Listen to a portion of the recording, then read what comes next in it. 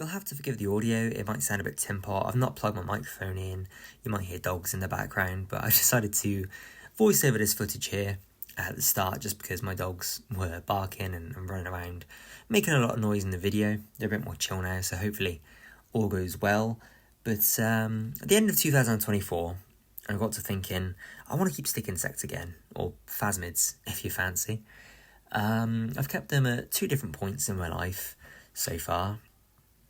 And, you know, I thought to myself, what is my favourite species to have kept so far? I've kept probably 25 to 30 different species. And without a doubt, my favourite is Eurycantha calcarata, the guys you'll see in this video here. They're one of the first 2 species I ever kept. These guys, along with the Indian stick insect, which the scientific name eludes me. For those, I do prefer the scientific name for that specific species. I do just say stick insect though, because it's easier. But yeah, I mean, these guys, they're amazing. They're not your typical stick insect. You know, if you think stick insect, you think of the Indian stick insect. You think of an insect that looks like a stick, you know? These guys are a bit bulkier. They're a bit more kind of monstrous looking, I guess. If you're not a fan of bugs, you're definitely... I don't think you'll be a fan of these guys. But, I mean, they are just incredible little things, and I'm going to do a load more videos in detail on them with hopefully better footage, better commentary and whatnot. But yeah, I just thought I'd make this video, obviously the unboxing and the setting up of the enclosure. So we'll get on to that now, and the rest of the video will be kind of live commentary, you know, happening in the moment. So yeah, let's get to that.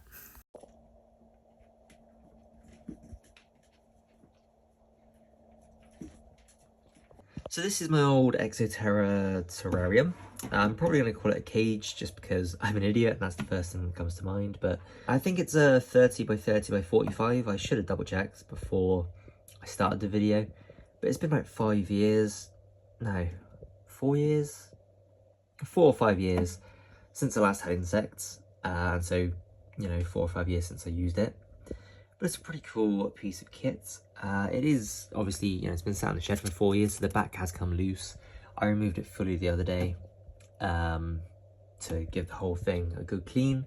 So that's what these 3 sticks are for here, just to kind of prop it up. And it'll be, you know, even more supported when I put the substrate in. Just wanted to kind of show it bare bones and yeah, ignore the reflections. There'll be mess and there'll be dust on things in this corner. I don't use this corner too much. I'm gonna have to jiggle some things around. I need to paint as well, but that's irrelevant. Just excuse the mess, basically. But yeah, even sat down here about an hour while the substrate's been soaking. I gave them a little mist just so they had some water. But yeah, let's get on with it. I'm gonna create a little hide down here, add some sticks once the substrate's in, obviously, and then I'm gonna probably put a few more up here somehow so they can kind of, you know, move around and molt and whatnot.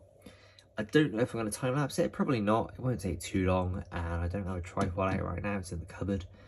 So yeah, I'm going to do this and I'll get back to you once it's done. Well, there we go then, that's what I've got for now. I didn't want to overcrowd it with the sticks, so I've just got 3 here for them to climb up. They can climb up the back as well, you know, it is pretty grippy. So they've got a lot of options to climb, and obviously, you know, they can climb on the mesh as well there. I've got these sticks here for now as kind of a makeshift hide. I was thinking about just putting a bit of cardboard there, which would provide more cover, but it'd just look a bit off and it'd go all soggy and whatnot. So I've got these here for now, but I'm going to order some cork bark and put it there for them to crawl under, which is mostly for when they're adults, to be fair. When they're nymphs, they do tend to stay around the bramble, at least from my experience. Obviously sphagnum moss amongst the substrate. I probably could have used a bit more in there. I mean, I've got a whole bag pretty much there still to use, so I'll have to find some use for that. I do plan on getting more species of insect in the future, but for now, just getting back into it, I want to just stick with a species that I know and love, Eurycantha calcarata. So this will be enough space for now. I was looking at a different enclosure though, a slightly different. I think this is, as I said, a 30 by 30 by 45 enclosure. I was looking at one that's a 45 by 45 by 30. So it's slightly shorter, but it's you know, there's a lot more space to walk around in, which I think is probably better for these guys. But for now, there's plenty of space. They're babies, and yeah, it should be fine. So I think that's pretty much everything covered. Water bottle, obviously, I'm going to probably half fill that. I don't want them to drown. I mean, there's very unlikely for them to drown. It's a very shallow bowl, but I'm going to half fill it anyway, because they'll get a lot of their moisture from the leaves as well anyway. But it's just nice to provide that option for them to drink out of it.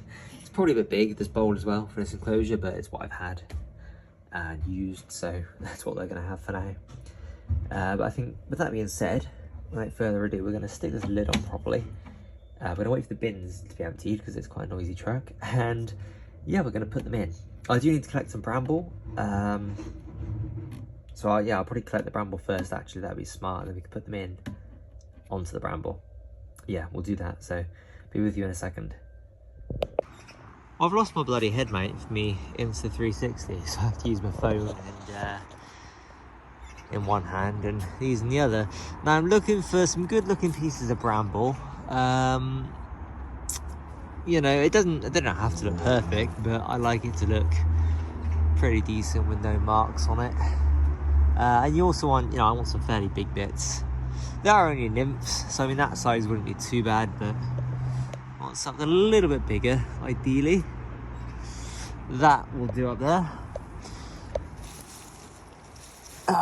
Yeah, I need to go and find my head mount in a minute because I'm doing some litter picking along the seafront later.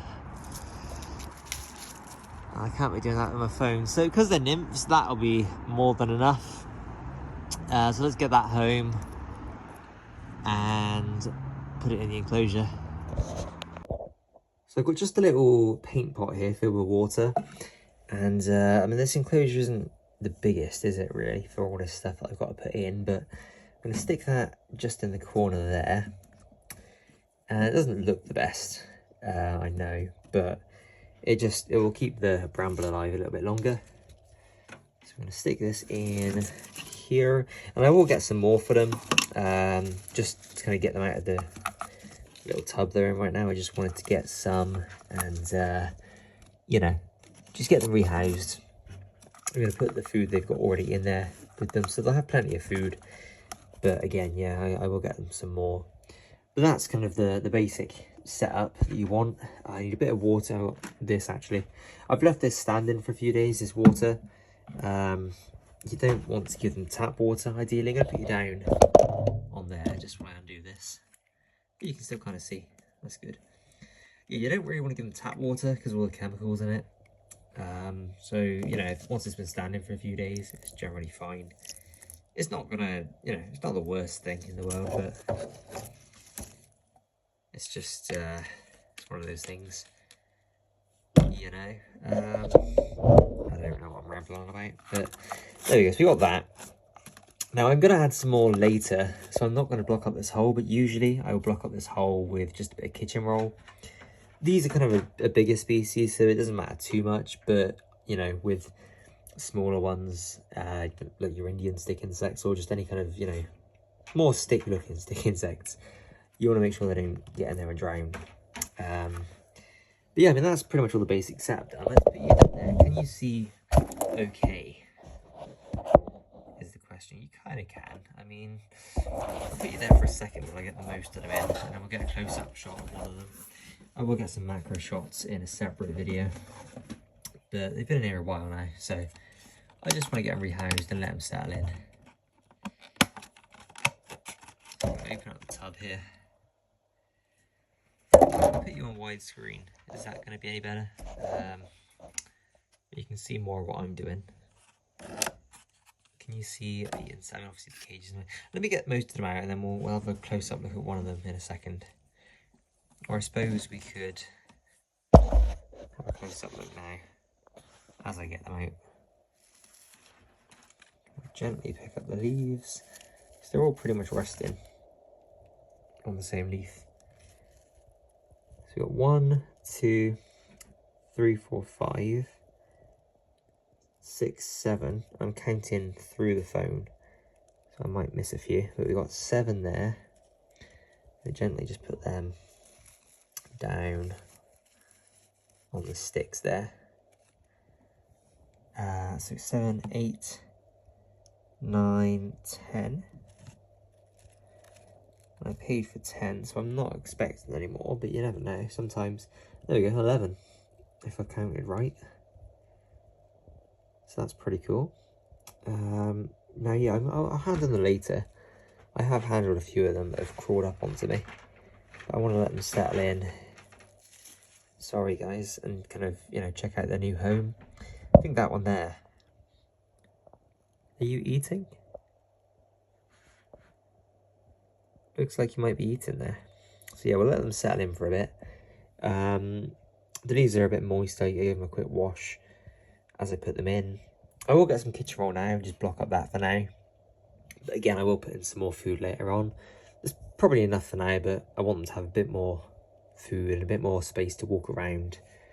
But I mean, I've been rambling on long enough. So yeah, that's that for this video.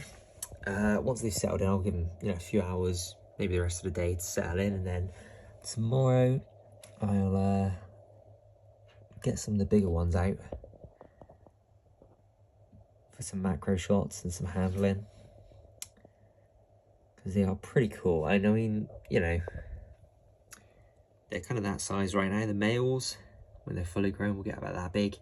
The females, you know, slightly bigger. So they're a pretty big, chunky insect. You know, you think of stick insects. Again, you think of the Indian stick insect, kind of ones that look like a stick. These ones are a little bit more kind of, I don't know how I describe them, but yeah, they're pretty cool. They're the first species I ever had. Well, one of the first two. The Indian stick insect and these guys I got at the same time. 5 of each from Badgeworth Equestrian Centre when I was there doing my college course. But yeah, that's enough rambling on. That's 5 minutes of rambling and not much stick insect action, so we'll leave it here. We got the enclosure set up. That is all on. Jolly good. Yeah, I'm pretty happy with that. So I will see you in the next one, probably tomorrow, after whenever this one's uploaded.